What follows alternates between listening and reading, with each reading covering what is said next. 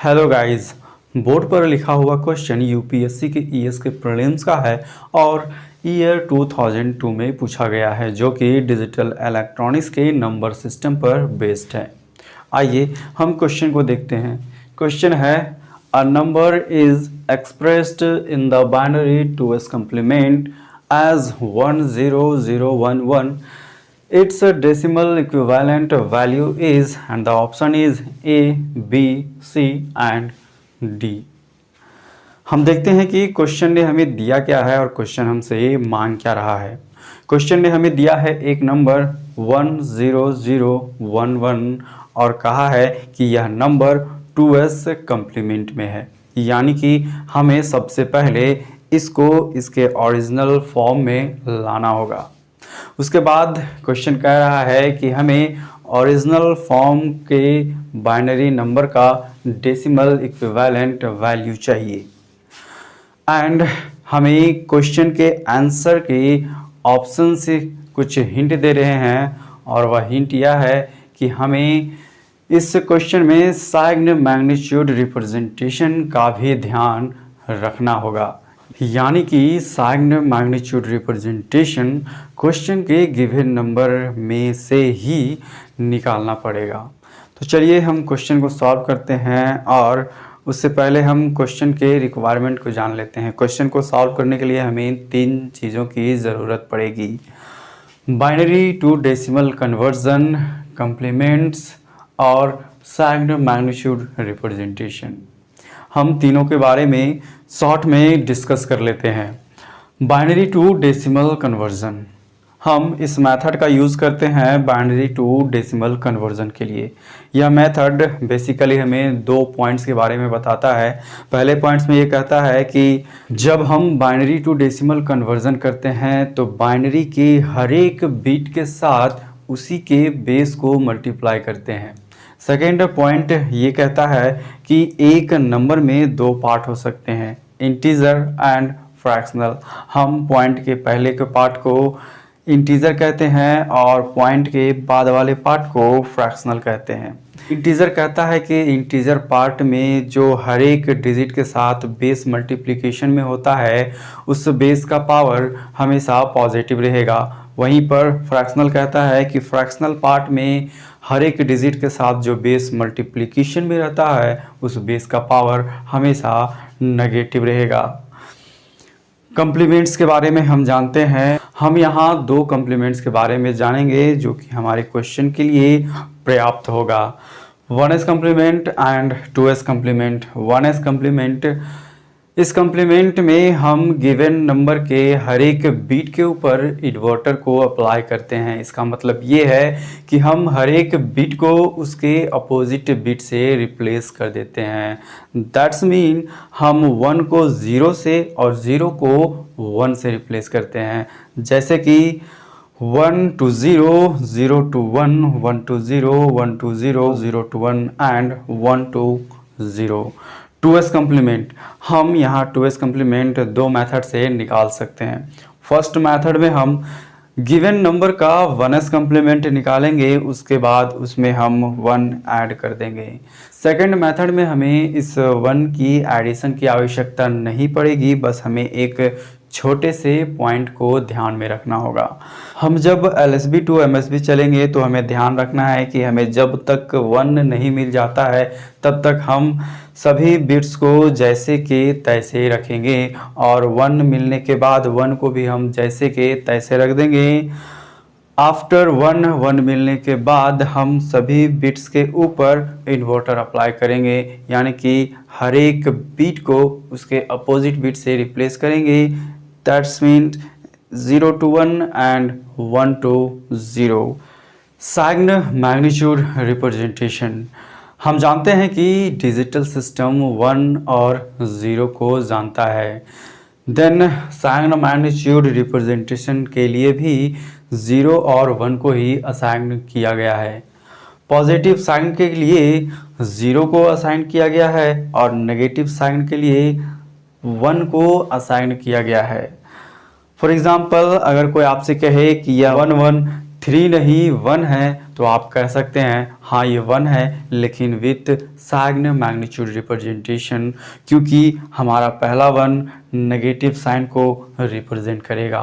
अगर आपको कहे कि यह 111 7 नहीं 3 है तो आप कह सकते हैं हाँ ये 3 है, लेकिन ये -3 है, क्योंकि हमारा MSB का 1 नेगेटिव को रिप्रेजेंट कर रहा है। और हम 01 को +1 और 011 को +3 कह सकते हैं, क्योंकि 0 साइन हमारा पॉजिटिव को असाइन करता है। हम इसे क्वेश्चन बनाने के समय में ये जानेंगे। हमारा गिवन नंबर है और हम जानते हैं कि यह नंबर जो है वो 2s कम्प्लीमेंटेड नंबर है अकॉर्डिंग टू क्वेश्चन। और क्वेश्चन का आंसर का ऑप्शंस हमें कहता है कि इस नंबर में हमें साइन मैग्नीट्यूड रिप्रेजेंटेशन का भी ध्यान रखना होगा। और हम जानते हैं कि एक नंबर का सबसे लास्ट का बीट लिस्ट सिग्निफिकेंट बीट होता है और सबसे पहला बीट मोस्ट सिग्निफिकेंट बीट होता है। And for sign magnitude representation हमारा MSB बीट हमें बताता है कि यह नंबर कौन से साइन का है। तो हमें इस MSB बीट को छोड़ देना होगा, हमें इसके साथ कोई भी एक्टिविटी नहीं करना होगा। बस हमें इस नंबर को इसके ओरिजिनल फॉर्म में कन्वर्ट करना होगा, जो कि अभी 2s कम्प्लीमेंट के फॉर्म में है।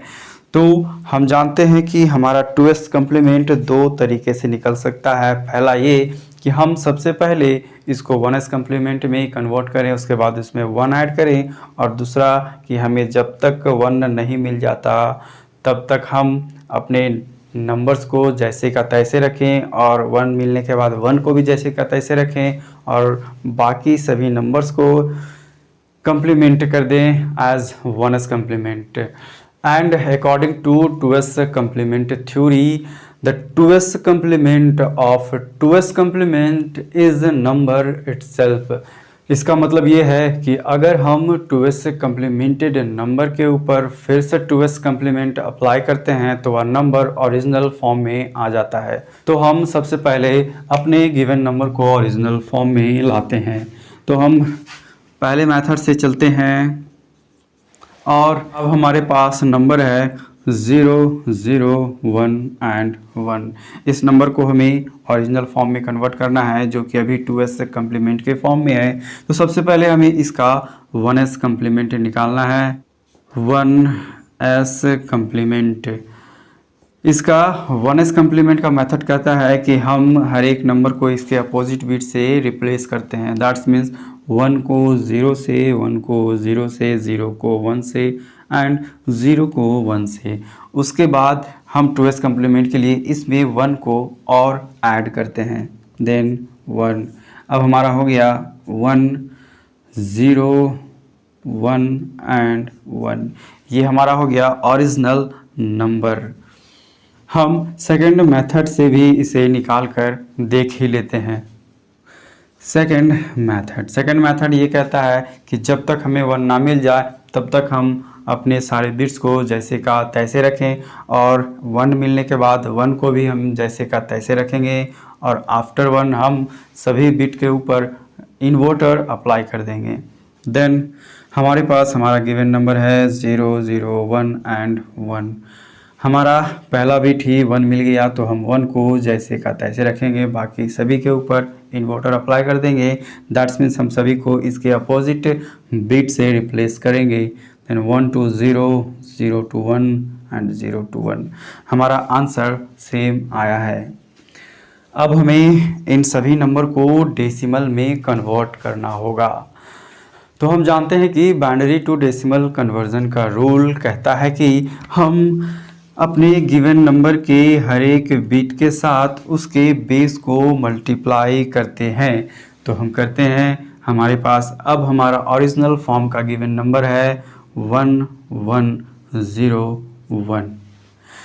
इसका हमें डेसिमल वैल्यू निकालना है, तो हम क्या करेंगे, सभी बिट के साथ इसके बेस को मल्टीप्लाई करेंगे। Then 1 multiply with base 2 plus 0 multiply with base 2 plus 1 multiply with base 2 plus 1 multiply with base 2।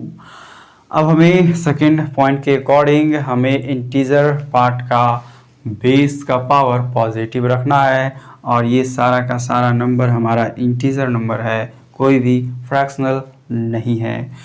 तो हम जानते हैं कि LSB लिस्ट सिग्निफिकेंट बीट का वैल्यू सबसे कम होता है और MSB मोस्ट सिग्निफिकेंट बीट का वैल्यू सबसे ज़्यादा होता है। और जैसे जैसे हम LSB से MSB की तरफ चलते हैं वैसे वैसे हर एक बीट का वैल्यू भी बढ़ते जाता है, साथ में हमारा बेस का पावर भी इंक्रीज करेगा। तो हम स्टार्ट करेंगे LSB टू MSB। हमारा LSB में बेस का पावर 0 से स्टार्ट होगा, उसके बाद इंक्रीज करेगा बाय 1, देन 1 2 एंड 3। अब हम इसे सॉल्व कर देंगे। देन ये हमारा हो गया 1, क्योंकि हम जानते हैं किसी का भी पावर इज इक्वल टू 1। अब ये हमारा हो गया प्लस 0, ये हमारा हो गया 1 एंड ये हो गया 4, then 4 again 2 to the power 3 is equal to 8। तो 8 4 12 एंड 1 13, हमारा आंसर 13 हो गया। अभी हमें एक और चीज़ यहाँ करना बाकी है। हमारे पास कहा गया था कि हमारा जो MSB का नंबर होता है, MSB का जो बिट होता है वो साइन को रिप्रेजेंट करता है और हमारा MSB का जो बिट है, जो नंबर है वो है 1।